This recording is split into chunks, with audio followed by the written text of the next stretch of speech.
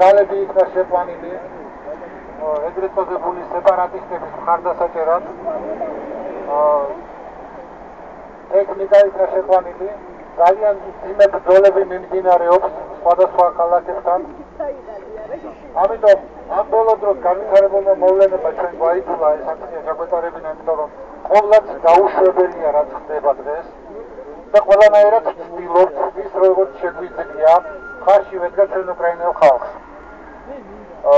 ჩვენი მეგობრები, რომლებიც უკრაინაში ომობენ უკრაინელებთან ერთად, სამწუხაროდ ჩვენ გვყავს ქართველები, რომლებიც პირიქით რუსეთის მხარეზე ომობენ და ეს არის ძალიან სამარცხვინო ჩვენი ერისთვის და ჩვენი მომავლისთვის. ასევე ძალიან სამარცხვინოა